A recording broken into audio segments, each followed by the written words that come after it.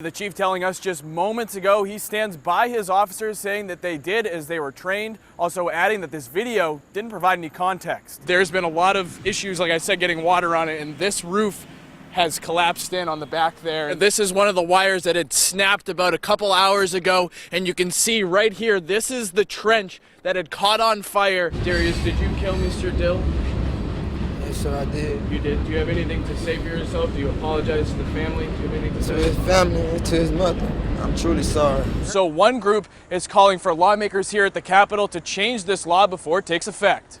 This layer of ice is forming on top of the powder. I wouldn't even call it snowball snow because there's so much powder underneath. Folks who donate bags of cans and bottles like these are shaking their heads tonight. The problem is that students will approach Ubers or Lyfts and say, hey, are you here for Peter, for instance, when really what they should be asking is, what's my name? There were issues with this fire hydrant in particular, and while getting it open probably wouldn't have saved that apartment building behind me, they just towed that car out of the scene here and it hit this house over here, and as you can see, these are some of the tracks. Residents of that neighborhood filing these court documents in the state's second highest court. This area almost completely underwater. These are all of the cracks and the buckling that this water main break has caused, and also, as you can see, there is mud everywhere. The driver of this car, police say, hit her, and as you can see, just one more time, that damage there, pretty substantial. This is where that potential vape shop would go, in that building right there, and the reason why this is so controversial is because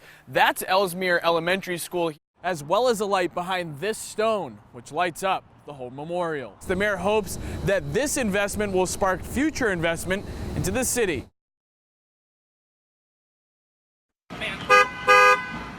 Albany police struggling to get a woman out of her car and place her under arrest.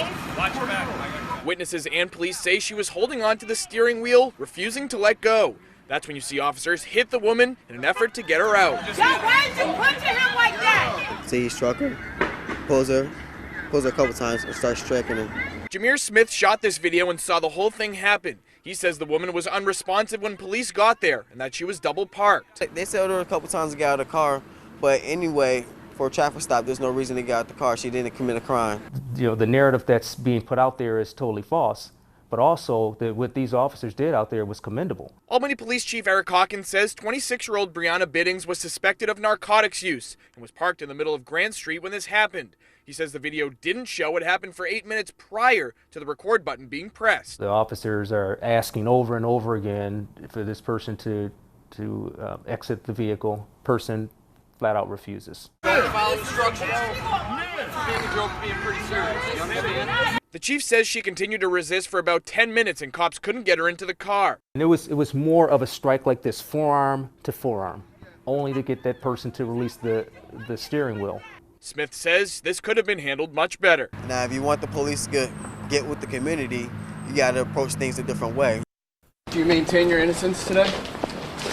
29-year-old Naaman Hussein guided by 3 bodyguards into court this afternoon. Hussein was the operator of the limo company which owns the 2001 Ford Excursion involved in the October crash, which left 20 dead. Today in Schoharie County Court, he pleaded not guilty to all 20 counts of manslaughter in the second degree and all 20 counts of criminally negligent homicide. We honestly, with every bone in our body, believe that there's no criminal wrongdoing. Cameras were not allowed in court, but inside, District Attorney Susan Mallory made her case for why bail should be increased to reflect the new charges. Her main concern stemming from a 2014 conviction in which Hussein was found guilty of trying to impersonate his brother, who walked next to Naaman into court this afternoon. She worries Naaman may try to use his brother's passport to flee the country, also saying, quote, the defendant is of poor character. Defense attorneys Lee Kinlan and Joe Tacopina argued if he wanted to flee, he would have done so already. He's broken to think that he could in any way be involved in the death of 20 people. Things getting heated inside when Mallory mentioned Naaman's connections to the Middle East, where his father, Sahed Hussein, the owner of Prestige Limousine, is currently living. If the district attorney is so concerned with his father, they have never once asked for him to come back here and explain what happened. They have never once asked to interview him. Judge George Bartlett raised bond to $450,000 in order to strict oversight of Naaman's whereabouts. Mr. Hussein, are you satisfied with the outcome of today's hearing? He met the bond, but didn't comment on the way out. Family members of the victims who were also in court declined to comment as well. 94-year-old John Miller isn't as quick as he used to be, but certainly still quick with a joke. Yeah, you better buckle up when I'm driving. Driving and laughing, two things he still does regularly. Laughter is the best medicine. You laugh at yourself, you laugh at other people, you laugh with them. When you stop laughing, you might better be dead.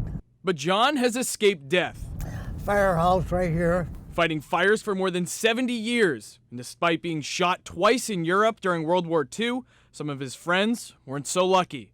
Real heroes are the ones that are still over there, row after row of crosses.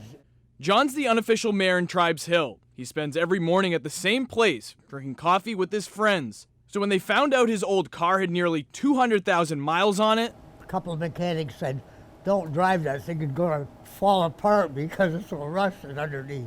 they decided to help out. And everybody jumped on the bandwagon, and it was absolutely amazing. So Paul Du Bois set up a GoFundMe page. Look at this man. How do you not help him?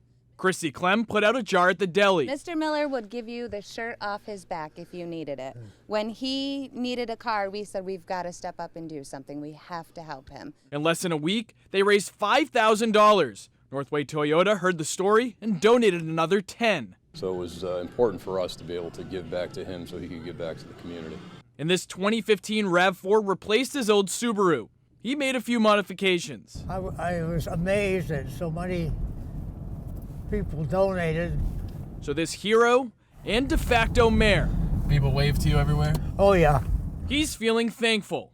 And with or without a good conduct medal, in good conduct I medal, don't know why I got that. he's still laughing.